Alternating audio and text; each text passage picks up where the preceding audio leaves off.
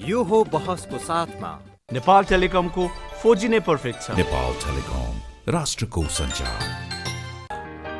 गरिमा विकास bank, access to all. गर्वैदेखि बलियो भूगर्भ सिमेन्ट। कामना सेवा विकास बैंक, प्रगतिको आधार कामना सेवासँगको कारोबार। Vinayak Siddha college, committed for quality education.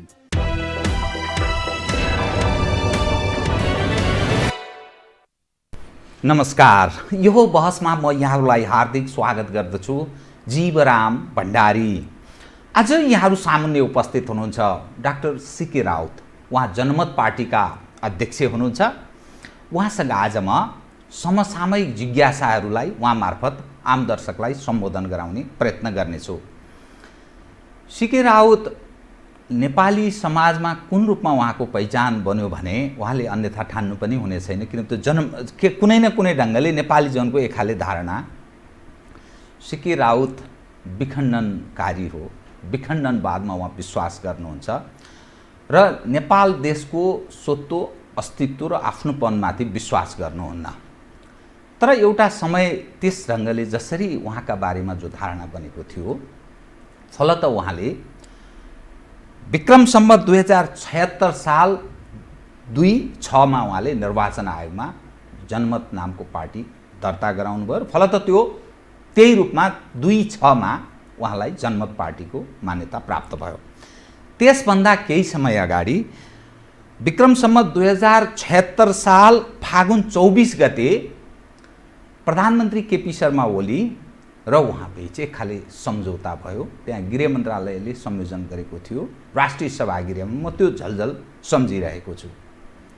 त्यो 11 बुँदे सम्झौतासँगै उहाँ नेपाली समाजमा राजनीतिको माध्यमबाट आमूल परिवर्तन सम्भव छ भन्ने सायद दृष्टिकोणका साथ राजनीतिमा क्रियाशील हुनुहुन्छ।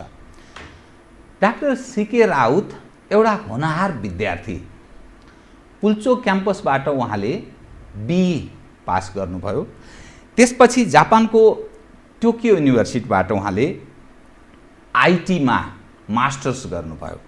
त्यसको लगत्तै उहाँ बेलायतको क्याम्ब्रिज युनिभर्सिटीबाट उहाँले इन्फर्मेसन इन्जिनियरिङमा उहाँले PhD गर्नुभयो। फलत तत्पश्चात उहाँ अमेरिकातिर सोझिनुभयो र अमेरिकाको रेथन भन्ने एउटा कम्पनीमा उहाँले एउटा वैज्ञानिकको रूपमा काम गर्नुभयो, जुन रेथनले मिसाइल निर्माण गर्छ। अर्थात् उहाँको पृष्ठभूमि के देखा पर्छ भने अब्बल दर्जाको एउटा विद्यार्थी। त्यो धेरै जसो नेपाली समाजमा जो गरिबी छ, अभाव छ, पछौटेपन छ, त्यस्ता मानिसहरूका लागि युरोप र अमेरिका, जापान यो यस्तो देश हो, त्यो सपनाको देश। यहाँ नेपाली जन धेरै जसो, खास गरी पछाडि परेका गरिब विपन्न वर्गका मान्छेहरू, तर अलिकति ज्ञान राम्रो राख्ने, विभिन्न कारणले गरिबीमा बस्न बाध्य छन्, ती मानिसहरू युरोप, अमेरिका, अस्ट्रेलिया, जापान किन जान चाहन्छन् भने यहाँ सम्भावना देख्दैनन्, अभावलाई पुरा गर्ने हिसाबले जाने प्रयत्न गर्छन्। यी यावत सम्भावना हुँदाहुँदै डाक्टर सीके राउत नेपाल फर्कनुभयो। नेपाल फर्कना साथ कतिपय मानिसहरूलाई शङ्का पनि लाग्यो,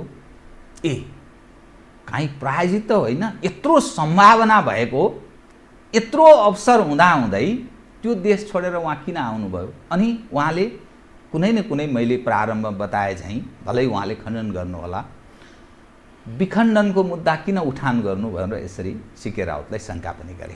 यी यावत विषयसँगै ताजा राजनीतिक अवस्थालाई केन्द्रमा राखेर उहाँसँग आज म विश्लेषणात्मक र सूचनामूलक ढङ्गले कुराकानी गर्ने प्रयत्न गर्नेछु। सर्वप्रथम म उहाँलाई स्वागत गर्छु। स्वागत छ डाक्टर साहब। धन्यवाद जीवरामजी, र यो टेलिभिजन परिवारलाई पनि धेरै धेरै बहुत धन्यवाद छ। डाक्टर साहब, म कहाँबाट सुरु गर्न चाहेँ भने प्रारम्भ चाहिँ मैले पृष्ठभूमिमा केही विषयहरू उठान गरेँ, त्यहीँबाट सुरु गरौँ अनि ताजा राजनीतिमा म प्रवेश गर्न चाहन्छु। तपाईँको पृष्ठभूमि यति राम्रो छ, यति सम्भावना भएको एउटा पछिल्लो पुस्ताको व्यक्ति पनि हुनुहुन्छ, यत्रो राम्रो एजुकेसन छ, तपाईँ अमेरिकाको रेथन त्यो कम्पनीमा त्यत्रो मिसाइल डेभलप गर्ने एउटा वैज्ञानिकको रूपमा मिसाइल निर्माण गर्ने वैज्ञानिकको रूपमा काम गर्नुभयो। क्याम्ब्रिजबाट तपाईँले विद्यावारिधि गर्नुभएको छ, टोकियो युनिभर्सिटीबाट तपाईँले मास्टर्स गर्नुभएको छ। त्यत्रो सम्भावना, आय आर्जन, यथेष्ट सुविधा तपाईँलाई प्राप्त हुँदाहुँदै तपाईँ स्वदेश फर्कनुभयो। केही मानिसले अविश्वास गरे र तपाईँ पृथकतावादलाई कहीँ न कहीँ स्थान दिने ढङ्गले तपाईँ प्रस्तुत भएको इतिहासले त्यस्तो देखाउँछ। के त्यस्तो चिज रह्यो जसका कारण तपाईँ त्यहाँबाट यहाँ पदार्पण गर्नुभयो र यो फेरि 11 बुँदे ओलीजीसँग सम्झौता गर्दै तपाईँ यो ठाउँमा प्रवेश गर्नुभएको छ? यो अलि स्पष्ट पारिदिनु, त्यसपछि म ताजा अवस्था उप केन्द्रित रहन्छु, कृपया। अब यो प्रश्नको जवाब त अब धेरै ठाउँमा मैले दिइसकेको छु, त्यो पनि अब पटक पटक आइरहेको छ। अब यो चाहिँ अब एउटा कुनै घटना विशेषले मात्रै भएको चाहिँ होइन, अब यो धेरै ग्रेजुअली चाहिँ हुँदै गएको प्रोसेस अनुसार भएको हो खासमा। तर यसमा चाहिँ एउटा प्रमुख घटना के छ भन्दाखेरि, म अमेरिकामा वैज्ञानिक रूपमा कार्य गर्दै गर्दा सन् 2010 कुरा हो, म नेपाल फर्केँ र मेचीदेखि महाकालीसम्म यात्रा गरेँ। तपाईँ तराईतिर मात्रै गर्नुभयो, पहाडतिर नि? तराईतिर हो, तराईमा अब छोटो बसाइ थियो तर गरेँ। अनि त्यो बसाइको क्रममा त्यो यात्रा गर्दाखेरि चाहिँ अब धेरै विविध कुराहरू हेर्न पाइयो होइन। भेटघाट पनि एकदम गाउँलेहरूसँग, मजदुरहरूसँग, खेती गर्नेहरूसँग, सबै खालका मान्छेहरूसँग गरेँ त्यति बेला। अनि त्यही क्रममा मेरो घर चाहिँ अब कोशी नजिक सप्तरी जिल्ला हो खासमा। तर म कैलाली कञ्चनपुरसम्म पुगेँ र कञ्चनपुरबाट फर्किने बेलामा चाहिँ अब त्यस्तो त अपेक्षाहरू धेरै ठाउँमा थियो। दुईवटा इन्सिडेन्ट्स म खालि भन्न चाहन्छु त्यति बेला। अनि कञ्चनपुरबाट फर्किने बेलामा त्यो कमैयाहरूको बस्ती जुन विस्थापित भएको थियो, त्यो बस्तीमा छिर्दाखेरि तिनीहरूले आफ्नो दुःख व्यथा मलाई सुनाए होइन। अनि साथीहरूले चाहिँ परिचय गराइदियो, यो अमेरिकाबाट आएको वैज्ञानिक हो भनेर गराइदियो। तिनीहरू त खुट्टा समातेर त्यहाँ चाहिँ रुन थाल्यो, बाबु तिमी चाहिँ केही गरिदियो होइन, सिडिओसँग भए पनि अलिकति जमिन भए पनि हाम्रो घरको लागि चाहिँ पहल गरिदियो, यो जङ्गलमा हेरौँ हामी चाहिँ बसिरहेका छौँ होइन, झोपडी बनाएर भनेर एकदम धेरै सिनियर मान्छेहरू, महिलाहरू चाहिँ खुट्टा समातेर त्यहाँ रुन थाले। अनि मलाई अलि अलग किसिमको अनुभूति भयो त्यहाँ चाहिँ कि अब यिनीहरू चाहिँ मेरो आफन्त पनि होइनन्, मलाई चिने जानेका मान्छे पनि, रगतको साइनो नाता छैन होइन। घरबाट लगभग 700-800 किलोमिटर पर छु, घरको पनि होइन, नजिकको मान्छे पनि होइन, म सिडिओ एसपी पनि केही पनि होइन, कुनै सरकारी कर्मचारी पनि होइन। त्यही पनि यिनीहरूको अपेक्षा मबाट कति धेरै छ भनेर त्यहाँ चाहिँ बोध गर्ने अवसर पाएँ कि। अनि मेरो त होइन अपेक्षा त मान्छेहरूले यहाँबाट गरेका रहेछन्, यहाँका मान्छेहरूले मबाट ठुलो अपेक्षा राखेका रहेछन्, यहाँको समाजले मबाट ठुलो अपेक्षा राखेका छन्। त्यो अनुभूति, मेरो आवश्यकता चाहिँ यहाँ छ, यहाँ चाहिँ परिवर्तन गर्नुपर्ने आवश्यकता यहाँ रहेछ भनेर त्यो आवश्यकता ठोस रूपमा त्यहाँ चाहिँ एउटा देखियो है। अनि त्यहाँबाट घर फर्केर आउने बेलामा पनि होइन, अब स्वाभाविक रूपमा कतै जानुभयो भने बाबु एउटा बोरिङको व्यवस्था गरिदियो, एउटा स्कुल बनाइदियो, बाटो बनाइदियो, यस्तो कुराहरू चाहिँ धेरै आइराखेको हुन्छ होइन।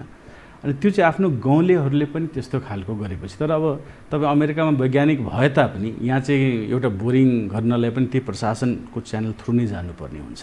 केही पनि कुरा गर्नलाई त्यही प्रशासन वा राजनीतिको च्यानल थ्रु नै जानुपर्ने छ। र त्यति बेला चाहिँ म एकदम निरीह जस्तो के, अब गर्न चाहिँ खोज्ने गाउँलेहरूको लागि पनि, तर निरीह जस्तो मनमा केही गरौँ जस्तो लाग्छ तर अब गर्न सकिँदैन। अनि त्यो भएर चाहिँ होइन, म चाहिँ अब छिट्टै फर्किनुपर्छ, मेरो आवश्यकता यहाँ नेपालमा छ, यहाँका मान्छेहरूले मबाट ठुलो अपेक्षा राखेको छ, समाजले ठुलो अपेक्षा राखेको छ र तुरुन्तै फर्किनुपर्छ भनेर बोध चाहिँ त्यहाँबाट, यी दुईवटा घटनाबाट आएर मैले त्यो फर्किने बित्तिकै एउटा डकुमेन्ट्री पनि बनाएँ, ब्ल्याक बुद्धाज। त्यही त्यो प्रोफेसनली खिचेको भिडियो थिएन होइन, अब आफूले घुम्ने बेलामा यसै खिचेको थिएँ, त्यसैलाई आधार मानेर ब्ल्याक बुद्धाज डकुमेन्ट्री पनि बनाएँ। त्यो ठाउँ ठाउँमा देखाएँ पनि, हार्वर्ड युनिभर्सिटीहरूमा त्यो देखाइयो पनि त्यहाँ स्क्रिनिङ गरेर।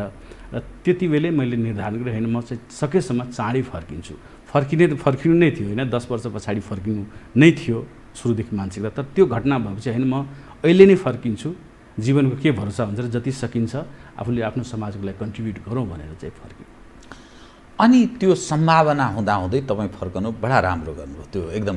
तर जुन ढङ्गले तपाईँ फर्कनुभयो र तपाईँले जुन प्रयत्न गर्नुभयो, खास गरी तराई क्षेत्रमा जुन राजनीतिक अभियान प्रारम्भ गर्नुभयो, त्यो विखण्डनसँग जोडिन्छ, कुनै न कुनै अलगाववादको जो कुरा गरिन्छ नि त्यससँग जोडिन्छ।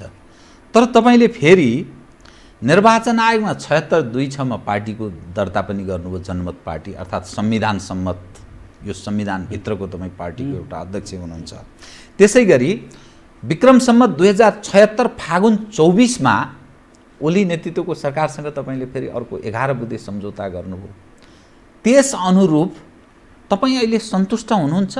जुन मान्यता राखेर तपाईँ स्वदेश फर्कनुभयो, नेपाली जनको मुहारमा केही परिवर्तन भएको, यो राजनीतिक प्रणालीबाट कुनै आश गर्ने ठाउँ रहेको के पाउनुभयो त? तपाईँले पार्टी दर्ता गर्नुभयो, तपाईँको जुन खालको क्रेज थियो त्यो अब मेरो ठाउँबाट हेर्दा क्रेज घटेको जस्तो अर्थ लाग्छ। यो समग्र दृष्टिकोण तपाईँ जुन मानिस स्वभावैले अलिकति विद्रोहात्मक भावना भएपछि मानिसको आकर्षण बढ्छ, नयाँ पुस्ता पनि आकर्षित हुन्छ। जसरी माओवादी उप 51-52मा जुन खालको आकर्षण थियो, 62सम्म जुन उहाँ प्रचण्डजीले राख्नुभयो, अहिले हेर्नुहोस् कहाँ पुगेको छ। ओलीजीको पनि एक समय कस्तो थियो, अहिले कहाँ पुग्यो। त काङ्ग्रेसको पनि विगतमा त्यस्तो थियो, अहिले कहाँ पुग्यो। क्रेज त्यसरी घट्छ। त तपाईँको पनि त्यही अवस्था जस्तो मलाई लाग्छ। तपाईँ अनि के पाउनुभयो तपाईँले? अब हामीले अघि पनि भन्यो, मूल उद्देश्य फर्किनु वा राजनीतिमा लाग्नुको उद्देश्य के थियो भन्दाखेरि यहाँ चाहिँ समाजले जुन रूपमा अग्रदिशामा जानुपर्ने थियो, जुन रूपमा समाजको भलाइ हुनुपर्ने थियो, त्यो गरिदिने मान्छेको अभाव देखेर हैन। हामी जस्तो अब मान्छेले सधैँ अमेरिकामा बस्दिने पढे लेखेका मान्छेहरू सधैँ राजनीतिबाट टाढा भागेपछि त राजनीति त अब अयोग्यहरूको हातमा जाने भयो। त्यो देखेर के राम्रो होस् भनेर हामी राजनीतिमा आएको। हामी चाहिँ कुनै विरासतको राजनीति, मेरो हजुरबा राजनीतिमा हुनुहुन्थ्यो, मन्त्री बन्नुभएको थियो भनेर हामी चाहिँ राजनीतिमा आएका होइनौँ। त्यो महसुस गरेर हामी राजनीतिमा प्रवेश गर्यौँ ताकि केही राम्रो होस्, राम्रो मान्छे चाहिँ लागोस्, अरू पनि युवाहरू, पढे लेखेका युवाहरू, प्रोफेसनलहरू लागुन् भनेर चाहिँ हामी लाग्यौँ। र यसको मूल कारण चाहिँ समाजको उत्थान होस् भनेर। र यावत कुरा त्यसपछि चाहिँ मेकानिजमका कुराहरू मात्रै आउँछन्, जसलाई तपाईँले अहिले विखण्डनवाद भन्ने हुनुहुन्छ वा व्यवस्थाको कुरा भयो, त्यो चाहिँ अब एउटा टेक्निकल कुरा मात्रै भयो। टेक्निकल कुरा मात्रै। मूल कुरा चाहिँ समाजले कसरी उत्थान गर्ने, त्यो माध्यम चाहिँ फरक हुनसक्छ, तर लक्ष्य भनेको, अल्टिमेट लक्ष्य भनेको त्यो हो कि हामीले सुरुदेखि नै त्यसलाई प्रश्न पार्दै आएका छौँ। र त्यो टेक्निकल कुराहरू जुन छन् माध्यम, त्यो चाहिँ अवस्थाअनुसार बदलिँदै जाने हो। तपाईँले यहाँ पनि अब सङ्घर्ष गर्दाखेरि राजतन्त्रमा पनि सङ्घर्ष गरेको मान्छेले, लोकतन्त्रमा पनि सङ्घर्ष गरेको, गणतन्त्र आउँदा पनि सङ्घर्ष गरिराखेकै छन् होइन। भनेपछि त्यो विभिन्न सिस्टम आउँदाखेरि त्यो सङ्घर्ष गर्ने तरिकाहरू फरक हुन्छन्। कुनै बेला होला जति बेला चुनावै नगरिकन, निर्वाचनै नगरिकन पनि सङ्घर्ष गरिरहेका थिए। अहिले गणतन्त्रमा निर्वाचन हुन्छ, लोकतन्त्रमा निर्वाचन हुन्छ, त्यसको माध्यमबाट गरिराखेका छन्। त्यो माध्यमको कुरा मात्रै भयो, त्यो चाहिँ हामीले याद गर्नुपर्ने कुरा हो। अब जहाँसम्म अब कुनै सम्झौताको कुरा छ होइन, हामीले 2075 साल फागुन 24 गते सम्झौता गरेर जनताको भावना अनुसार हामीले चाहिँ एउटा पार्टीको रूपमा चाहिँ दर्ता गरायौँ।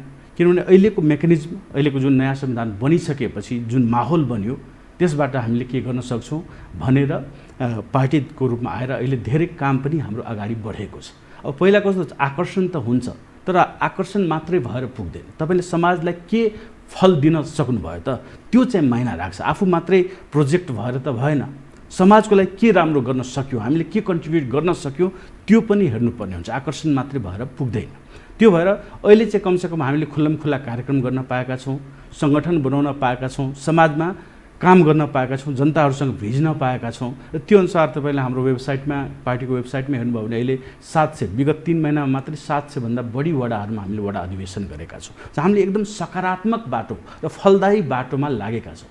पहिला चाहिँ अब हल्ला चाहिँ बढी हुन्थ्यो, त्यो चार्म चाहिँ बढी देखिन्थ्यो, तर फलदायी चाहिँ जनताको नजरबाट वा कुनै कामको नजरबाट त्यो फलदायी हुँदैन थियो। तर अहिले सबै कुरा संस्थागत भएर, संस्थागत रूपमा, व्यवस्थित रूपमा हामी चाहिँ एकदम लक्ष्यतिर अगाडि बढिराखेका छौँ। र लक्ष्य भनेकै समाजलाई उत्थान गर्नु हो, एउटा राम्रो राजनीतिक भविष्य दिनु।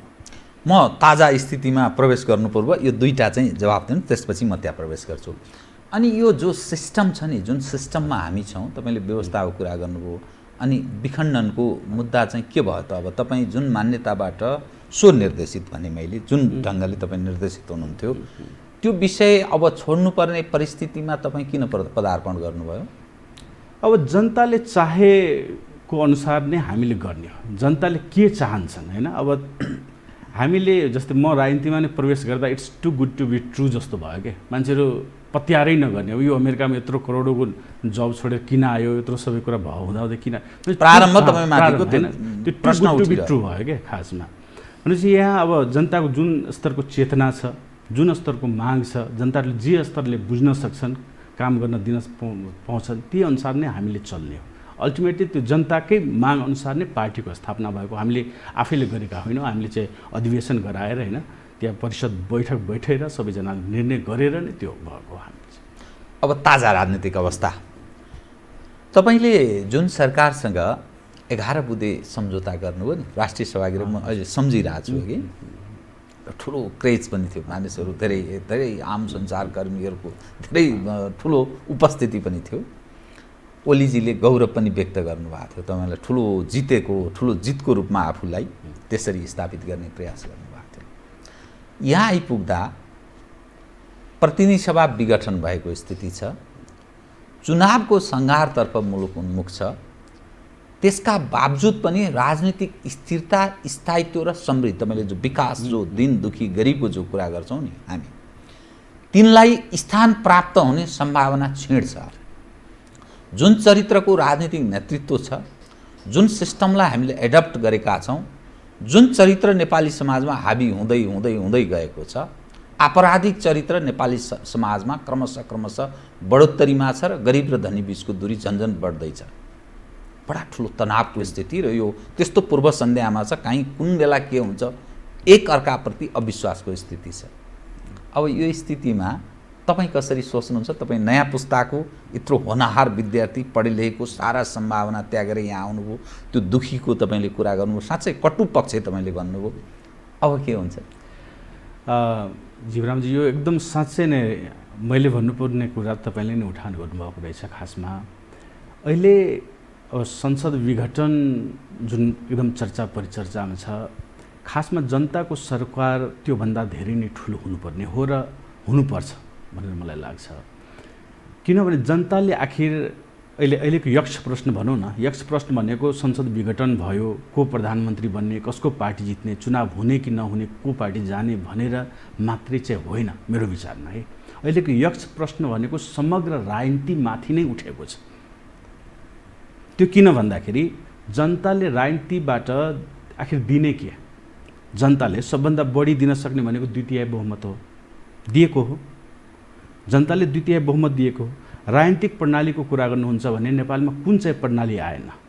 सबैको हामीले परीक्षण गरिसक्यौँ। कुन चाहिँ प्रणाली आएन? होइन, एकल वंशीय आयो, राणाकालीन आयो, होइन, राजतन्त्र आएकै हो, लोकतन्त्र आएकै हो, गणतन्त्र आएकै हो, सङ्घीय प्रणाली आएकै हो। भनेपछि जनताले राजनीतिक व्यवस्था पनि जुन जुन ल्याउनु पर्ने थियो त्यो सबै ल्याएर देखिराखेकै छन्, देखेकै छन्, होइन। भनेपछि जनताले दिन सक्ने 2/3 पनि दिएकै हो, सबै राजनीतिक प्रणाली हेरेकै हो। भनेपछि अब चाहिँ दिन सक्ने जनताले के कुरा छ त बाँकी? हामीले राजनीतिबाट अपेक्षा गर्नलाई अब जनताले चाहिँ दिने के त? दिनुपर्ने सबै कुरा त सिद्धियो हो। भने तै पनि 2/3ले दिँदा पनि सरकार चल्न सकेन। संहितामा गइसक्दा पनि प्रदेश नम्बर 2 को हालत हेर्नुहोस्, अरू प्रदेशहरूको पनि हालत हेर्नुहोस्, परिवर्तन खासै देखिँदैन, झन् होइन खराब स्थितितिर गइरहेको छ। स्थानीय सरकार त्यत्रो पावरफुल बनाइदिँदा पनि त्यहाँ भ्रष्टाचारले चरम सीमा नागेको छ, दमनले चरम सीमा नागेको अवस्था छ। भने जनताले अब चाहिँ गर्ने के, त्यो आजको यक्ष प्रश्न हो। एउटा सानोतिनो भुल भुलैया होइन कि ल यो पार्टी खराब भयो फेरि अर्को पार्टी ल्याउने भनेपछि फेरि त्यही 2-3 पार्टीमध्ये नै चयन गर्ने हो। फेरि होइन प्रधानमन्त्री खाली यदि समस्या हो भने प्रधानमन्त्री फेरि त्यही 3-4-5 जनामध्ये फेरि एउटा सेलेक्सन गर्ने हो भने त्यो त समाधान भएन भने त हामीले पटक पटक हेऱ्यौँ नि यहाँ। आजको यक्ष प्रश्न भनेको समग्र राजनीतिमाथि नै प्रश्न चिन्ह उठेको अवस्था हो। र त्यही भएर हामीले र खास गरी म जनतासँग आह्वान गर्न चाहन्छु, यदि यही साइकल दोहोऱ्याइराख्ने हो भने राजनीतिको कुनै प्रश्नै छैन। अब त मान्छेहरूले त्यही भएर अहिले युवाहरू जुन लाखौँ युवाहरू विदेशी नै बाध्य भयो नि भइराखेका छन्, अझै पनि यस्तो कोरोना कालमा पनि अझै पनि विदेशी नै बाध्य भइराखेका छन्। जबकि मैले हिजो पनि समाचारमा पढेँ कि उताबाट लासका यति बाकस आइराखेका छन् कि एयरपोर्टमा सन्नाटा छाइराखेको अवस्था छ। त्यही पनि तिनीहरू कतिसम्म हताश भएका छन् राजनीतिबाट भने ल हामी चाहिँ सक्दैन, यहाँ के गर्न दिँदैनौँ पनि तिमीहरूले, हामी बरु विदेशै जान्छौँ, त्यहीँ मर्छौँ, अझ कमाएको पैसामा पनि 2/3 तिमीहरू नै राख, 1/3 किनभने ट्याक्सको नाममा आखिर घुमाइफिरा 2/3 त सरकारले लिने हो। 2/3 पनि तिमीहरूले ल्याऊ, 1/3 भए पनि हामीलाई कमाएर विदेशमै भए पनि कमाएर खान दियो, त्यतिसम्म जनताको मानसिकता पुगिसकेको अवस्था छ हैन।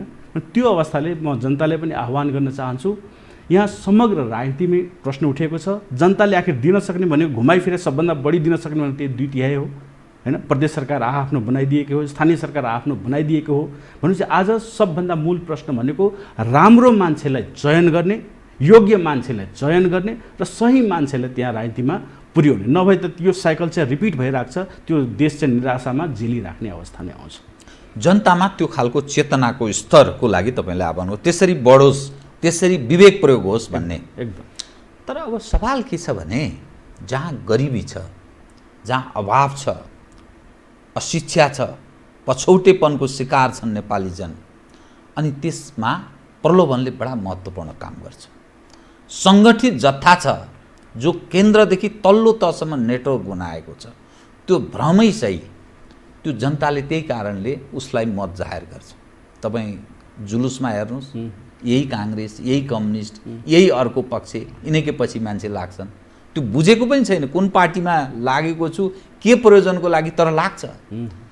त यस्तो अवस्थामा त्यो जनताले कसरी विवेक प्रयोग गर्छ, त्यो क्षमता जसको एजुकेसनको लेभल त्यो छ, गरिबी छ, सामान्य प्रलोभनमा ऊ पर्छ, कसरी सम्भव छ बताउनुहोस्। अब त्यही भएर राजनीति शास्त्रमा एउटा कहावत नै छ कि हैन, हरेक समाजले आफ्नो हैसियत वा औकात अनुसारकै सरकार पाउँछ हैन। अब हामीका जनता चाहिँ 500,000मा बिक्ने भइदिए, त्यही अनुसारको चाहिँ सरकार त्यही चरित्रको पाइराखेका छन्। तर यसको मतलब यो होइन कि हामीले जनता ल ठिकै भयो, तिमीले चाहिँ 1000 रुपियाँमा आफ्नो मत बेच्यौ, तिमीलाई ठिकै भएछ भनेर चाहिँ भन्न खोजेको होइन। हामीले चाहिँ के गर्न खोजेका हौँ भने जनताको त्यो समाजको भनौँ न समग्रमा त्यो हैसियत नै माथि उठाउने, त्यो चेतना नै माथि उठाउने प्रयासमा अहिले हामी लागेका छौँ। र त्यही अनुसार चाहिँ हाम्रा विभिन्न अभियानहरू पनि होइन, आरटिआईका अभियान भयो, भ्रष्टाचार विरुद्धको अभियान भयो, समग्रमा राजनीतिक जनचेतना फैलाउने अभियान भयो, राम्रा योगी युवाहरूलाई राजनीतिमा ल्याउने अभियान भयो, यो चाहिँ हामीले सञ्चालन गर्दै आएका छौँ ताकि यहाँ चाहिँ समग्रमा राम्रो सबैको होस् भनेर नै हामीले गरिराखेका छौँ होइन। र यो एउटा अब ग्रेजुअल प्रोसेस पनि हो एक हिसाबले, र हामीले त्यही भएर विभिन्न ठाउँमा भन्ने पनि गरेका छौँ, जनताले पनि आह्वान गर्दैछौँ, या त परिवर्तनको आशै नगर या त पुराना पार्टीहरू छोड्नु पर्यो, विकल्प छैन।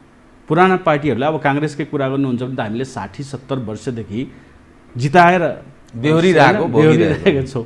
कम्युनिस्टलाई पनि 25 वर्ष झेल्यौँ, या क्षेत्रीय दलहरू पनि उदय भएका तिनीहरूलाई पनि 14 वर्षदेखि हामीले झेलिराखेका छौँ। सबैलाई त हेऱ्यौँ भनेपछि त्यो पुराना पार्टीहरूबाट केही सम्भव छैन भनेर पटक पटक असफल वा प्रमाणित भइसकेका मान्छेहरू हुन् भनेपछि एउटै कुराले, जस्तै क्यालकुलेटरमा तपाईँले 2+2 भनेर 1000 चोटि गरेर गर्दा पनि तपाईँले फरक रिजल्टको अपेक्षा गर्न सक्नु, त्यो फरक परिणामको अपेक्षा गर्नु भनेको पागलपन हो भनेर आइन्स्टाइनले पनि भनेका छन्।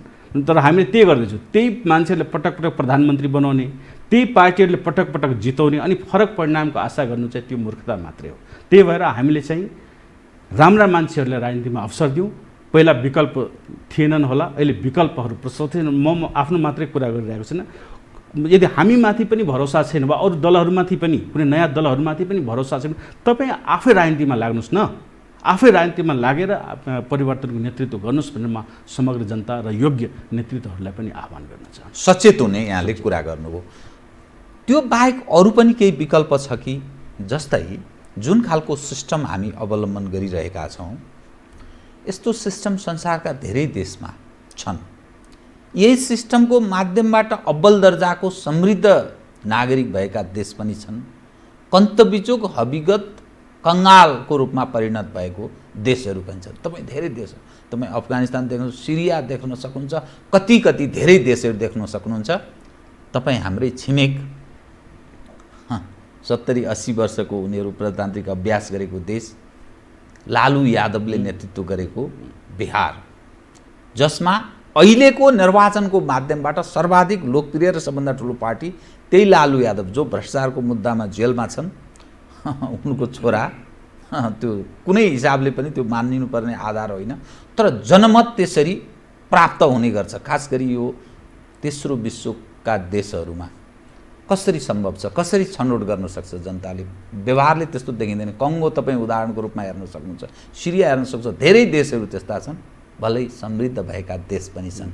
हाम्रो जो नेपाली जुन जनमत छ, जुन खालको शिक्षा छ, सम्भव छ कि यसको विकल्प अरू पनि केही छ कि यो परीक्षणमा हेर्दै जाउँ 70-80 वर्ष 150-200 वर्ष यस्तै हेर्दै जाने भन्ने हुन्छ? होइन, म एकदम आशावादी छु। नयाँ पुस्ताहरूसँग खास गरी म धेरै आशावादी छु। पहिलाका मान्छेहरूमा अब के भयो भन्दाखेरि के हदसम्म अब राजनीतिक चेतनाको जुन रूपमा हुनुपर्ने थियो त्योभन्दा पनि एउटा पार्टी विशेषसँग लोयल भइदिने र अहिले त्यही भइराखेको छ। खासमा त्यो गर्दाखेरि चाहिँ अप्ठ्यारो थियो। तर नयाँ पुस्ताहरूसँग म एकदम नै आशावादी किन छु भन्दाखेरि तिनीहरू चाहिँ अब धेरै अनुभव लिएर सबै राजनीतिक प्रणाली त हेरिसके र त्यो पनि छोटो क्रममा होइन, सबैले यादै छ कि 10 वर्ष अगाडि कस्तो थियो, 20 वर्ष अगाडि कस्तो थियो भने त्यो सबैले अब देखिसकेको अवस्था हो भनेपछि तिनीहरूले याद पनि छ, सम्झना पनि छ। र त्यो चाहिँ अहिले नयाँ पुस्ताहरूले विदेशमा जाँदाखेरि जुन अनुभवहरू बटुले कि हाम्रो स्वदेशमै रोजगारी भइदिए कति राम्रो हुन्थ्यो, हामी पनि केही गर्न सक्थ्यौँ, यस्तो मरुभूमिमा चाहिँ केही नहुने देशमा चाहिँ यति होइन चाँडो समृद्धि ल्याउन सक्छन्, हाम्रो देश त झन् कति राम्रो भनेर जुन भावना पलाइराखेको अवस्था छ, त्यो कुराले चाहिँ अलिकति सकारात्मक हुनुपर्ने अवस्था चाहिँ छ। र त्यसको एउटा साक्षीको रूपमा भनौँ हामी आफै पनि हौँ। हाम्रो पार्टी चाहिँ कतै पनि कुनै पैसा खर्च गरेर चाहिँ कार्यक्रम गर्दैन, कसैलाई कुनै लाभको पद कसरी जो गर्नुहुन्छ हैन, त्यही कतै कुनै लाभको कुरा पनि छैन, पदको कुरा पनि छैन, कतै सत्तामा गएको अवस्था पनि छैन। त्यही पनि हेर्नुहोस् जनताहरूमा यस्तो लगाव छ कि उनीहरू आफैले खर्च गरेर आफैले लगानी गरेर पनि स्वस्फूर्त रूपमा ठाउँ ठाउँमा कार्यक्रम वडा अधिवेशनहरू पनि गर्दै आएका छन्। यो चाहिँ एकदम जनताको तर्फबाट एउटा एकदम सकारात्मक सन्देश हो। यदि कुनै मान्छे नेतृत्व गर्न आउँछ भने हामी सहयोग गर्नको लागि तयार छौँ भनेर आउँछ। तर जुन अब 50, 60, 70 वर्षदेखि जुन एउटा सिस्टमले जेलिराखेको अवस्था त्यो अब रातारात हराउने कुरा चाहिँ होइन। त्यसको लागि अलिकति समय लाग्छ, धैर्यता पनि चाहिन्छ।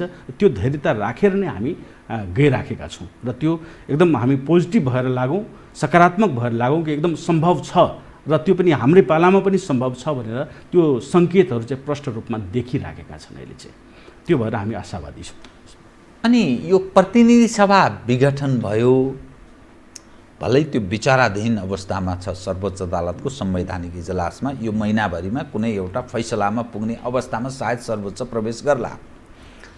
प्रधानमन्त्रीले अर्थात् नेपाल सरकारले वैशाख 17 र 27 गते 2 चरणको निर्वाचन गर्ने प्रतिनिधि सभाको भनेर डिक्लेयर गरेको छ। यो अवस्था उप तपाईँ कसरी हेर्नुहुन्छ एज अ जनमत पार्टीको अध्यक्षको हैसियतले? अब यो मुद्दा चाहिँ सर्वोच्चमा विचाराधीन छ र हामी पनि त्यसकै परिणामको प्रतीक्षामा छौँ होइन। अब के आउँछ त्यो अनुसार नै हाम्रो नीति पनि निर्धारण हुने हो होइन। पुनर्स्थापना भए के गर्ने, चुनावमा जाने भए के गर्ने, त्यो चुनाव सम्भव छ? अब हामीले अब सकेसम्म हाम्रो वास्तविक योजना भनेकै त अब 1.5 वर्ष पछाडि नै चुनावमा जाने गरी नै हामीले तयारी गरिराखेको थियो। त्यही आधारमा अहिले हामी चैत वैशाखतिर महाधिवेशन गराउने पनि योजना ल्याएका थियौँ। तर बिचमै अब यो निर्वाचन घोषणा भइदिँदा हामीलाई पनि अलिकति अप्ठ्यारो चाहिँ भएकै हो सङ्गठनमा। तर यदि सर्वोच्च अदालतले होइन भ्यालिड छ, निर्वाचन हुनैपर्छ भन्यो भने हामी निर्वाचनमा भाग लिनै पर्ने अवस्था आउँछ र त्यो अवस्थामा हामी भाग लिनको लागि पनि रेडी छौँ। त्यो आधारमा हामी आफ्नो योजना पनि बदलिराखेका छौँ। त्यो हो। अब यो कति सम्भव छ छैन भन्ने कुरा चाहिँ अब निर्वाचन आयोगले पनि भन्नुपर्ने हो। र यस विषयमा खास गरी मेरो एउटा अब हाम्रो समग्र पार्टीको एउटा धारणा के छ भन्दाखेरि अहिले चाहिँ लाखौँ योग्य मतदाताहरू चाहिँ मतदाता सूचीबाट नामाकरण हुनबाट वञ्चित भएको अवस्था छ अहिले चाहिँ। र एकाएक चाहिँ 81 चाहिँ यसरी निर्वाचनको मिति तय गरिदिँदाखेरि अब चाहिँ त्यो ब्लक हुने भयो। नाम सङ्कलनै त्यसरी भएको पनि छैन होइन। त्यसको लागि एउटा टाइम स्लट समय सीमा चाहिँ दिएर तिनीहरूलाई चाहिँ मतदाता नामावलीमा सूचीकृत गर्ने गरी चाहिँ केही प्रावधान ल्याउनै पर्ने हुन्छ भनेर हाम्रो आग्रह चाहिँ नेपाल सरकार र निर्वाचन आयोग दुईटैलाई छ। र त्यो आधारमा यदि निर्वाचनको मिति सार्नु परे पनि त्यो सारेर सबै मतदाताहरूले योग्य मतदाताहरूले समेट्ने गरी निर्वाचन गराउनुपर्छ। अर्को चाहिँ निर्वाचन आयोगलाई अब यो तत्कालै त सायदै होला, तर पनि म आग्रह के गर्न चाहन्छु भने विदेशमा हाम्रा लाखौँ योग्य मतदाताहरू रहेका छन् र तिनीहरू मतदाता मात्रै होइनन्, करदाता मात्रै होइनन्, तिनीहरूले चाहिँ यो देशको अर्थतन्त्रमा एउटा ठुलो योगदान दिइराखेका मान्छेहरू हुन्, यो देशलाई नै धान्ने मान्छेहरू हुन्। र तिनीहरूलाई पनि कसरी हुन्छ यो मतदानमा अब त्यहाँ केही प्राविधिक कुराहरू होला, कठिनाइहरू होला, तर त्यसलाई हामीले एउटा समाधान गरेर तिनीहरूलाई पनि मतदानको अवसर दिनुपर्छ, तिनीहरूलाई पनि मतदानको अधिकारबाट वञ्चित गर्नुहुन्न, तिनीहरू पनि यो देशको एउटा प्रमुख स्टेक होल्डरको रूपमा रहेकोले तिनीहरूले समावेश गराउनुपर्छ भन्ने मेरो नेपाल सरकार र निर्वाचन आयोग दुईटैले आग्रह रहेको छ। यस सवालमा तपाईँ त सम्झौता ओलीजीको नेतृत्वको सरकारसँग सम्झौता गर्नुभयो, त यस बीचमा ओलीजीसँग तपाईँको भलाकुसारी छलफल यो विषय उपर केही भयो अथवा भेट्ने प्रयास गर्दै हुन्छ, भेटघाट भएको स्थिति छैन? यी तमाम जो विषय छन् नि, यो विषय त महत्त्वपूर्ण तपाईँ उठान गर्दै अब यो पटक पटक तपाईँले पनि उठाइराख्नुहुन्छ। हामीले चाहिँ नेपाल सरकारसँग सम्झौता गरेका हौँ, त्यहाँ चाहिँ ओलीजीको बदलामा अर्को मान्छे पनि हुनुहुन्थ्यो र यो धेरै मान्छेले भ्रम छ कि यो पहिलो सम्झौता हो, होइन, हाम्रो यो दोस्रो सम्झौता हो। हामीले पहिलो सम्झौता भनेको 2071 सालमा सुशील कोइराला नेतृत्वको सरकारसँग 2 बुँदे सम्झौता गरेका थियौँ। 2 बुँदे गरेका, त्यो चाहिँ अब हाइलाइट भएन त्यति बेला, अहिले चाहिँ हाइलाइट भएको मात्र हो। हामीले जो सरकारमा बस्ने हो त्यसैसँग नै सम्झौता गर्ने हो, होइन, त्यो स्वाभाविक व्यक्ति गौण हो, व्यक्ति गौण है। त्यो सरकारसँग, नेपाल सरकारसँग हामीले सम्झौता गरेर त्यो ठाउँमा काङ्ग्रेसकै सरकार भए उसैसँग हुन्थ्यो, अरूकै सरकार भए अरूसँग हुन्थ्यो, त्यसमा कार्यान्वयन केही भएको छ त? त्यसमा जानु पर्दैन, धेरै हदसम्म त्यो कार्यान्वयन भएको छ, धेरै बुँदाहरू। अब त्यसमा बुँदाहरू पनि जेनरलै थिए, त्यस्तो थिएन, हामीले राजनीतिक रूपमा काम गर्न पाऊँ, होइन, त्यस्तै खालको बुँदाहरू थिए, त्यो सबै भइराखेकै छ। कार्यकर्ताहरूमा मुद्दाको फिर्ताको कुरा त्यो प्रक्रियामै रहेको अवस्था, त्यो पनि हामी नेपाल सरकारले चाँडो नै त्यसलाई सघाउनको लागि अझै बाँकी छ, प्रक्रियागत कुराहरू अझै बाँकी छ। त्यसमा चाहिँ त्यो चाहिँ नेपाल सरकारले एउटा विश्वासको वातावरण बनाउनका लागि भए पनि के होइन, यहाँ चिटिङ भएको होइन देखाउनको लागि भए पनि चाहिँ त्यो चाहिँ चाँडै नै त्यसलाई निर्क्योल गर्नको लागि गृह मन्त्रालयले म यहाँबाट पनि आग्रह गर्न चाहन्छु।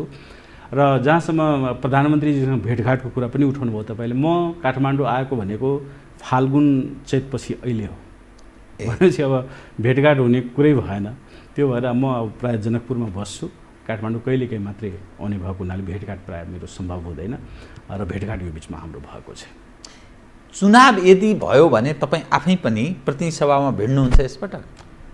अब त्यो व्यक्ति विशेष चाहिँ गौण कुरा राख्छ, पार्टीले भाग लिन्छ। देशव्यापी रूपमा तपाईँहरू सहभागी हुने स्थिति छ? जहाँ जहाँ सङ्गठन बनेको छ त्यो ठाउँमा हुन्छ हाम्रो चाहिँ अहिले सहभागिता। तपाईँ अब 2 नम्बर प्रदेशको मानिस होइन, जो देश संहितामा गयो भनिन्छ नि, होइन, अनि 2 नम्बर प्रदेशको अवस्था चाहिँ कस्तो पाउनुहुन्छ त? त्यहाँ मधेस प्रदेश बारम्बार यस्तो नारा आइरहन्थ्यो, अनि विभिन्न कति जातीय विषयहरू पनि उठान गर्नेहरू पनि छन्। प्रदेशको गतिविधि, प्रदेश सरकारको भूमिका र खास गरी 2 नम्बर प्रदेशको भूमिका कस्तो पाउनुभयो तपाईँले? अब म चाहिँ यो कमेन्ट गर्नुभन्दा पहिला नै भन्न चाहँला कि प्रदेश नम्बर 2 मेरो घर हो, पुर्खौली घर पनि त्यही हो, बसाइ पनि अहिले त्यही हो, र त्यो कारणले गर्दाखेरि मेरो कमेन्टहरू पनि वा सरोकारका विषयहरू पनि प्रदेश नम्बर 2 सँग अलि बढी हुनु स्वाभाविक हो। त्यसलाई कसैले अन्यथा लिनु हुँदैन कि प्रदेश नम्बर 5 मा वा प्रदेश नम्बर 8 वा 7 मा चाहिँ किन कसैले कमेन्ट गरेन भने त्यो चाहिँ नहुनुपर्ने हो। र प्रदेश नम्बर 2 को अवस्था हेर्दाखेरि साँच्चै नै निकै नै विकराल अवस्था रहेको छ।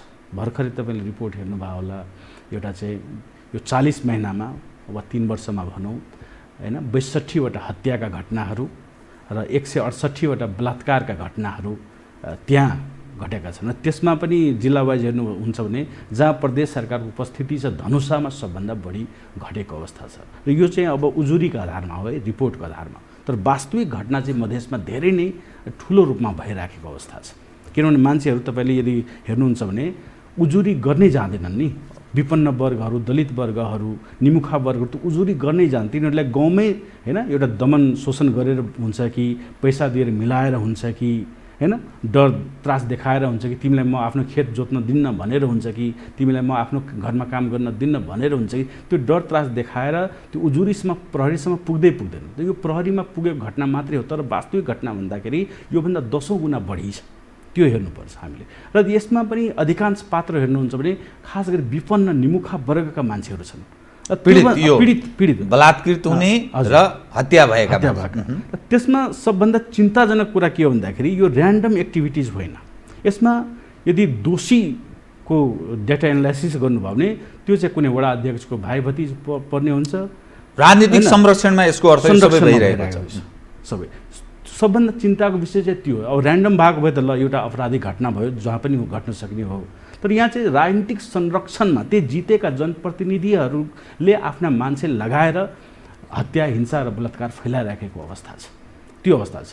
अहिले अब कोरोनाकै कालमा देख्नुभयो भने यति चरम भ्रष्टाचार भएको छ कि एउटा साबुन 30 रुपियाँमा पाइने साबुन 3,000को होइन दरले चाहिँ लाखौँमा भ्रष्टाचार गरेको अवस्था छ। तर हामीले हाम्रा कार्यकर्ताले उजुरी गर्दा पनि तपाईँले उल्टा हाम्रै कार्यकर्तामाथि दमन त्यहाँका प्रतिनिधिले गराइदिन्छन्, तर त्यो उजुरी अनुसार चाहिँ उनीहरूमाथि जनप्रतिनिधिमाथि कारबाही पनि हुन सकेको अवस्था। र यो म ओली सरकारले विशेष भन्न चाहन्छु, यदि आज होइन भनौँ 20 वर्ष पछाडि 25 वर्ष जस्तै हामी मनमोहन अधिकारीको सरकारले सम्झिन्छौँ, यदि कसैले ओली सरकारले 20 वर्ष पछाडि 25 वर्ष पछाडि सम्झियो भने के को लागि महत्त्वपूर्ण वा के को लागि प्रख्यात थियो भन्दाखेरि भ्रष्टाचारलाई घर घर पुर्याउनका लागि म एक फ्रेजमा भन्दाखेरि त्यो भन्न चाहन्छु। र त्यही भएर म ओली सरकारसँग वा नेपाल सरकारसँग आग्रह गर्न चाहन्छु, यदि तपाईँले आफ्नो कार्यकाललाई रिमार्केबल बनाउनु छ, ऐतिहासिक बनाउनु छ भने यो ऐतिहासिक अवसर थियो।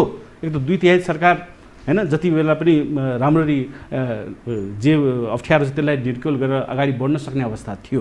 यस्तो बेलामा यदि तपाईँले मानौँ भनौँ न 753 स्थानीय तहको मात्रै फाइल झिकाएर र त्यो 5 वर्षको 3 वर्षको पनि गर्नु पर्दैन, 1 वर्षको मात्रै अडिट गर्न लगाएर राम्ररीसँग त्यसको भ्रष्टाचारको छानबिन राम्ररी गरेर यदि कार्यकाल अगाडि बढाउँछ त्यो रिमार्केबल हुन्छ। तर त्यो अवसर पनि गुम्दै गएको अवस्था छ, गुम्दै गएको अवस्था छ। त्यही भएर म नेपाल सरकारसँग पनि आग्रह गर्न चाहन्छु, भ्रष्टाचारले नियन्त्रण गर्ने ठोस काम होस्। किन भ्रष्टाचार नियन्त्रण भएन भने तपाईँको रोडम्याप जतिसुकै राम्रो होस्, ब्लुप्रिन्ट जतिसुकै राम्रो होस्, त्यो भ्रष्टाचार भयो भने त्यो त्यहाँबाट के उपलब्धि हासिल हुन सक्दैन। त्यही भएर म यो नियन्त्रण गर्नलाई पनि सरकारसँग आग्रह गर्न चाहन्छु। जुन तपाईँले ठ्याक्कै त्यो परिस्थिति देखाउनु भयो, 62 जनाको 2 नम्बर प्रदेशमा मात्रै हत्या भएको छ, 168 जना बलात्कृत भएका छन्। विपन्न वर्ग र त्यो राजनीतिक संरक्षणमा देखा पर्छ, त्यो कहीँ न कहीँ राजनीतिसँग सम्बन्धित मानिसहरूको परिवारजनबाट भएको छ। अझै लुकेका घटना कति हुन्छन्, कति सबै सार्वजनिक ढङ्गले आउँदैन। अनि के आयो त, के ल्याएको त, के सिस्टम हो यो जहाँ जनप्रतिनिधि छन्, जनताले मत दिन्छन् अनि ठुल्ठुलो कुरा गरिन्छ, सङ्घीयता भयो, अधिकार सम्पन्न स्थानीय सरकार बन्यो, अनि फेरि लोकतन्त्र उपलब्धि, संविधान सभा मार्फत संविधान जारी, जनताको यो कारुणिक दृश्य, यो दुर्व्यवहार, दुरावस्था के आएको यो? अब त्यही यसैलाई पनि प्रमाणको रूपमा जनताले पनि अध्ययन गर्नुपर्ने हो, मलाई त्यस्तो लाग्छ। किनभने अब व्यवस्था आफैमा आएर चाहिँ कुनै ठुलो परिवर्तन हुने होइन, त्यहाँ चाहिँ कस्तो मान्छेले तपाईँ त्यो व्यवस्थामा पठाउनुहुन्छ त्यसले ठुलो मायना राख्छ भनेर कुरा हो। जस्तै स्थानीय तहले हामीले धेरै अधिकार दिएका छौँ, यतिसम्म कि होइन शिक्षा चाहिँ त्यहाँ स्कुलमा के लागू हुने, पाठ्यक्रम बनाउनेसम्मको अधिकार त्यसलाई छ।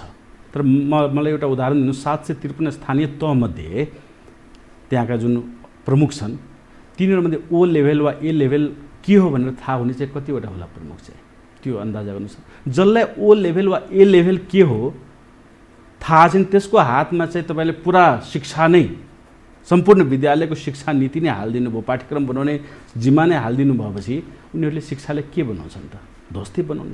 त्यहाँ त सही मान्छेको चयन भने व्यवस्थामा कुनै कमी थिएन, अधिकार दिनमा कुनै कमी भएन त्यहाँ चाहिँ, तर सही मान्छेको चयन नभइदा कस्तो मान्छे चयन भएको छ भन्दाखेरि टिकट पाएको मान्छे हेर्नुहोस्, त्यो ठेकेदारहरू छन्, कुनै डकैतहरू छन् कुनै ठाउँमा होइन, भ्रष्टाचारमा एकदम चुल्लुमा डुबेका मान्छेहरू छन्, त्यस्ता कुनै सामन्तहरू छन्। राणाकालमा पनि त्यही थिए, लोकतन्त्रमा पनि त्यही थिए, पञ्चायतमा पनि त्यही, गणतन्त्रमा पनि त्यही छन्। त्यहाँ पात्रको परिवर्तनै भएन, व्यवस्था परिवर्तनले मात्रै खासै अर्थै राखेन। त्यही कारणले गर्दा पात्र त्यही भएपछि त मतलबै भएन।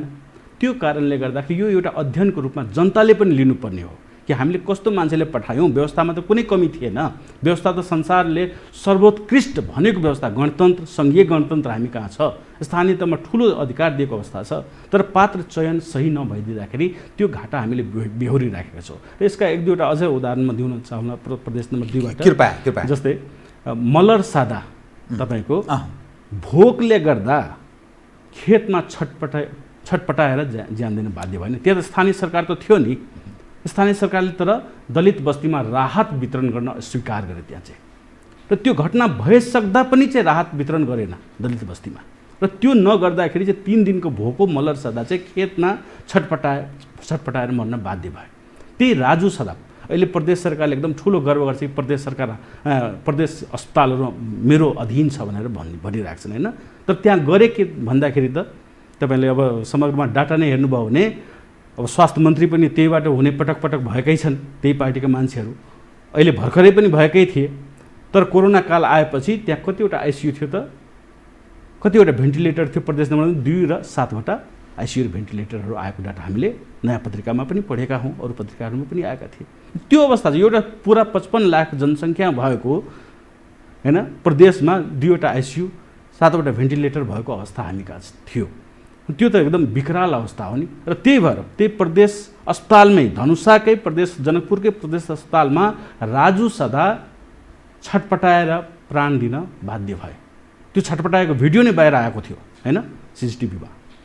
त्यो अवस्थामा त्यही प्रदेश सरकारको अस्पतालमा ज्यान दिन बाध्य। त्यहाँ चाहिँ कुनै पेसेन्ट जाँदाखेरि कसैको उपचारै गर्न नमान्ने खालको बताउनु। किन भन्दाखेरि त्यो चाहिँ हरेक अस्पतालमा चाहिँ नियुक्ति कसले पाएका छन् भन्दाखेरि व्यवस्थापन समिति राजनीतिक कार्यकर्ताहरूले ठाउँमा सबै ठाउँमा नियुक्ति पाएर भ्रष्टाचार गरेको अवस्था छ। आफ्नै मान्छेहरूले योग्य मान्छेलाई नदिएर आफ्नो मान्छेलाई खालि त्यहाँ नियुक्ति गरेको अवस्था छ। त्यो परिणाम चाहिँ हामीले भोग्न बाध्य भएका छौँ। त्यही सीमामा होइन वीरेन्द्र यादव भनौँ छटपटाएर भोकले मरिदियो, कुनै एम्बुलेन्स उसलाई लिन आएन होइन। पटक भइराखेको अवस्था छ। तपाईँको शम्भु सदा कुरा गर्नुहुन्छ भने त्यहाँ प्रहरीको हिरासतमा त्यहाँ राजनीतिक कार्यकर्ताहरू छिरेर त्यसको हत्या त्यही गरिदिए र त्यसको उजुरीसम्म पनि प्रहरीले लिन मान्दैन। त्यसको लागि ठुलो आन्दोलनै गर्नु पर्यो। 10 दिनसम्म आन्दोलनै चल्यो उजुरी एउटा सामान्य उजुरी दर्ता गर्नको लागि। त्यो विकराल किनभने त्यहाँ राजनीतिक दबाब थियो। त्यो अवस्था छ। हाम्रै कार्यकर्तालाई हेर्नुहुन्छ भने हाम्रा कार्यकर्ताहरूमा ठाउँमा आक्रमण भइराखेका छन् होइन। विभिन्न ठाउँमा चाहिँ त्यही जितेका जनप्रतिनिधि यो पार्टीमा किन लाग्यो भनेर अनेक बाधा यातनाहरू दिइराखेको अवस्था छ। त्यो भय त्रासमा प्रदेश नम्बर 2 का जनताहरू बाँचिराखेका छन् र यसबाट चाँडै नै उन्मुक्ति हामीले खोज्नै पर्छ, नभए स्थिति झन् जटिल हुँदै जानेछ। तपाईँले ठिकै उदाहरण दिनुभयो। जो भएको दृश्यलाई तपाईँले आम दर्शक लाखौँ दर्शकलाई बताउने प्रयत्न गर्नुभयो। 2 नम्बरको मात्रै होइन, अब यो यस्ता धेरै रिपोर्ट सबै प्रदेशमा त्यस्तो छ। अनि जुन अवस्थामाबाट नेपाल गुज्रिरहेको छ नि, मानिसले त 62-63 देखि अहिलेसम्म हेर्नुहोस् त यो 15 वर्ष व्यतीत भयो होइन। 46 फेरि एक खाले परिवर्तन भयो। त्यो समग्र हेर्दाखेरि लामो समय नेपाली जनको यही राजनीतिमै केही परिवर्तन भयो भने केही हुन्छ कि भन्नेमै बितेको छ। यो टोलरेट गरिरहन्छ। मान्छेको धैर्यको एउटा लिमिटेसन हुन्छ नि। तपाईँलाई के लाग्छ यो यसैमा सुधार हुन्छ? मानिसले चाहिँ त्यो चेतनाको स्तर त्यसरी बढाउँछन् र मानिसले यही सिस्टमभित्र सुधार गर्छन् भन्ने लाग्छ कि यो थेगिन यही रूपमा चाहिँ जाने हो भने कठिन? किनभने आगामी दिनमा जो चुनाव होला अहिले पनि फेरि मानिस भन्दैछन् जसरी कम्युनिस्टहरूलाई झन्नै 2/3 बहुमतको निकटको अवस्था रह्यो। 753 झन्नै 65-70% कम्युनिस्टहरूको वर्चस्व छ स्थानीय तहको सरकार। 7 प्रदेश मध्येमा 6 प्रदेश कम्युनिस्टको रह्यो, 1 प्रदेश मधेस केन्द्रित दलको, मधेस केन्द्रित भनिने दलको। त आगामी दिनमा जो चुनाव हुन्छ अब त झन् केन्द्रको कुरा गर्दा हङ पार्लियामेन्टतर्फ उन्मुख हुने, स्थानीय तह गन्जागोल हुने, अब झन्झन त्यो दलदलमा फस्दै गएको छ जस्तो लाग्दैन तपाईँलाई? अब के हदसम्म त फस्दै गएकै हो र त्यसैले हामीले सुरुमा पनि जनताले नै आग्रह गर्यौँ कि 2टा तरिकाहरू छन् खासमा। एउटा त जनता नै आफू सचेत हुनु पर्यो कि हामीले त वास्तवमा जति व्यवस्थाहरू ल्याउनु थियो ल्याइसक्यौँ, जे कुरा बढीमा दिन सक्थ्यो त्यो पनि दिएकै हौँ होइन। स्थानीय तहमा जितायौँ, प्रदेश सरकार आफ्नो बनायौँ होइन, 2/3 सङ्घीय सरकारलाई दियो। योभन्दा बढी जनताले आखिर दिन सक्ने के छ त? कर तिरेकै जनताको तर्फबाट गर्नुपर्ने सबै चिज गरिसके। त्यहाँ जनताको तर्फबाट के भएन भन्दाखेरि त सही पात्र र पार्टीको चयन भएन होइन। कुनै पार्टीले गल्ती गरे पनि त्यसैलाई चाहिँ यो आफ्नो पार्टी भनेर चाहिँ पुलपुल्याइ राख्ने अवस्था रह्यो। त्यो चाहिँ जनताले चाहिँ कोर्स करेक्सन गर्न सक्नु पर्यो, अन्यथा यो स्थिति अझ भयावह हुँदै जाने नै छ। त्यो हामीले देख्यौँ होइन। जनता कोरोना कालमै मरिराख्दाखेरि काठमाडौँबाट हजारौँ मान्छेहरू पैदल यहाँबाट जानु पर्यो। विदेशमा मान्छेहरू छटपटाइराखेका थिए उद्धारका लागि, तिनीहरूबाट सबै कुरा त आखिर लिएकै हुन् नि यो सरकारले, हैन? तैपनि उनीहरूलाई उद्धार गर्न त सकेनन्। त्यो सबभन्दा सङ्कटकालको अवस्थामा, हैन, महिनौसम्म लकडाउन रह्यो, त्यो अवस्थामा मजदुरहरू कसरी खाइराखेका छन्, किसानहरू कसरी खाइराखेका छन्, भोकै छन् कि, त्योसम्म पनि केयर गर्न नसक्ने सरकारले आफ्नो औचित्य साबितै गर्न सकिराखेको छ। त्यो अवस्था छ। त्यही भएर जनताले पनि सोच्नुपर्ने अवस्था छ, यदि हामीले त्यही 60-70 वर्षदेखि बार परीक्षण भएका पार्टीहरूलाई नै यदि चयन गर्ने हो भने, त्यही नेताहरूलाई नै बार चयन गर्ने हो भने त हाम्रो अवस्था झन्झन बिग्रिँदै नै जाने हो। त्यो त साबित भएको कुरा हो।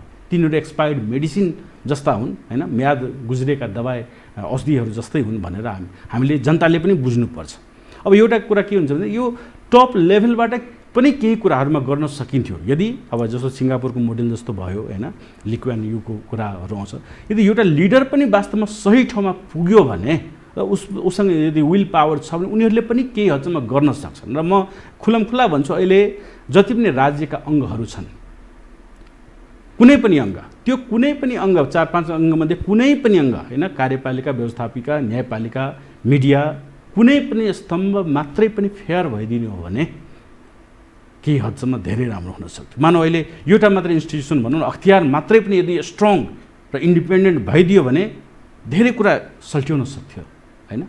न्यायपालिका मात्रै पनि एकदम स्ट्रङ इन्डिपेन्डेन्ट भइदियो भने जुडिसियरी, त्यसले पनि धेरै कुरा सकुन सक्यो। मिडिया मात्रै पनि एकदम फेयर भइदियो भने सकिन्छ। तर मिडिया पनि के छ, पार्टीगत लाइनमा एकदम डिभाइडेड छ।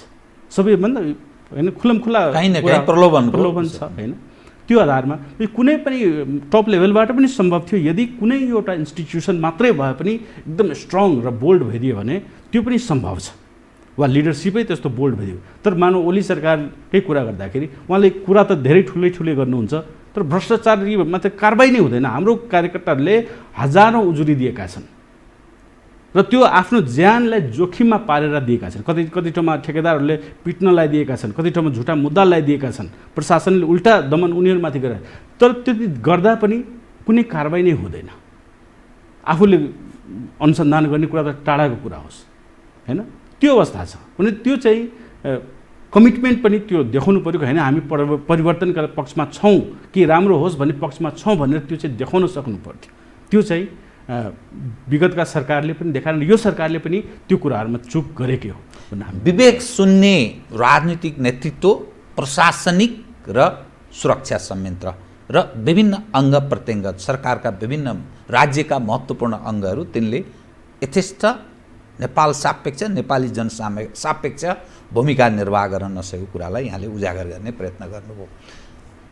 अब म कार्यक्रमको अन्त्यतिर आएँ कि दुई विषय चाहिँ उठाइदिन्छु। प्रतिनिधि सभा विघटन प्रतिगमन हो भन्ने एउटा पक्ष सडकमा छ।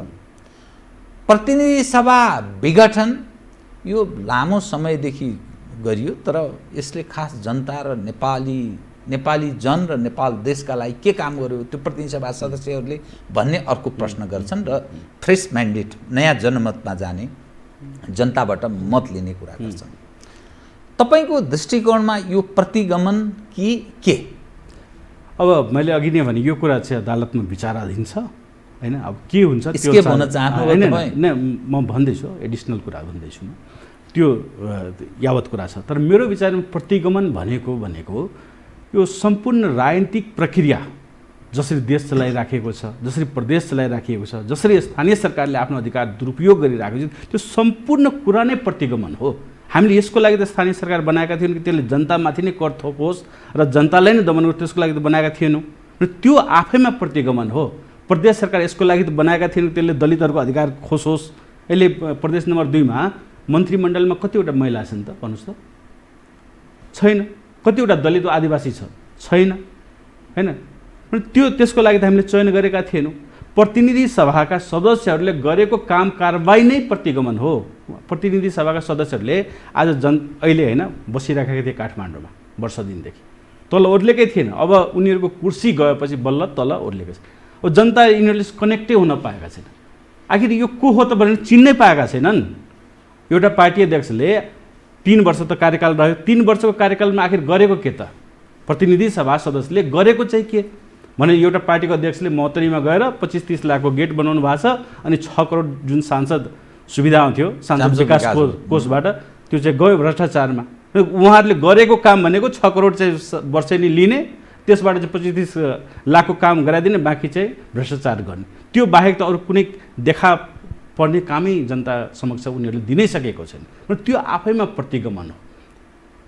त्यही भएर हाम्रो असन्तुष्टि भनेको समग्र राजनीतिक प्रक्रियासँगै छ, समग्र राजनीतिसँगै छ। र जनताको पनि अहिलेको चाहिँ कन्सर्न भन्यो त्यो चाहिँ हुनुपर्ने हो। यो होइन कि कसलाई सांसद बनाउने, कुन पार्टीले बन्ने। अहिले के भइरहेको छ ल होइन फलानु मान्छे प्रधानमन्त्री भइदियो हुन्थ्यो, त्यस्तो खालको आन्दोलन भइराखेको छ। स्पष्ट होइन, फलानु मान्छेले हटाएर फलानु मान्छेलाई केही सुधार हुन्छ जस्तो लाग्दैन। ओलीजीको विकल्पमा अर्को आयो भने केही सुधार हुन्छ हामीले कसलाई देखेका छैनौँ भन्नुहोस् त।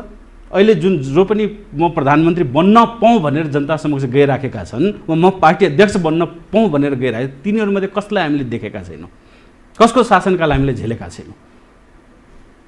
त्यहाँ त एकदम अलरेडी प्रुभेन मान्छेहरू छन्। कुन ठाउँमा नेपालको राजनीति प्रवेश गरेको ठ्याक्कै छ जस्तो देखिन्छ अहिले हेर्दा? कहाँ प्रवेश गर्दैछ र के हुन सक्छ? अहिले अब एकदम दुर्भाग्यपूर्ण अवस्था म भन्छु यसलाई। तर यसलाई सल्ट्याउन सक्ने भनेको फेरि जनताले नै हो। अब जनताले चाहिँ के गर्नु पर्यो भने भाइ यही साइकलमा गइराख्ने हो भने त केही छैन, तर अलिकति पनि यदि परिवर्तनको आकाङ्क्षा छ भने यो साइकललाई हामीले तोड्नै पर्छ।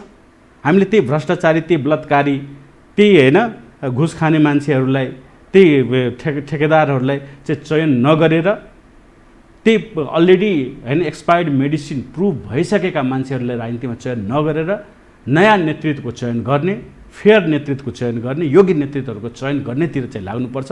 र अहिले जुन स्तरबाट जुन यो प्रदर्शन गर्ने कामहरू पनि भइरहेको छ, त्यो चाहिँ अब कतै न कतै होइन त्यसमा आर्थिक चलखेलकै आधारमा भइराखेको अवस्था छ।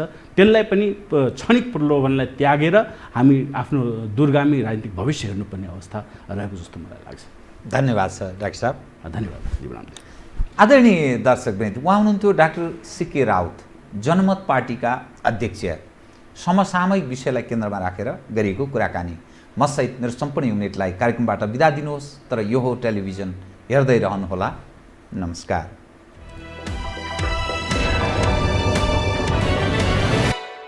यो हो बहसको साथमा नेपाल टेलिकमको 4G नै पर्फेक्ट छ। नेपाल टेलिकम, राष्ट्रको सञ्चार। गरिमा विकास बैंक, एक्सेस टु ऑल। गर्वैदेखि बलियो भूगर्भ सिमेन्ट। कामना सेवा विकास बैंक, प्रगतिको आधार कामना सेवासँगको कारोबार। Vinayak Siddha College, committed for quality education.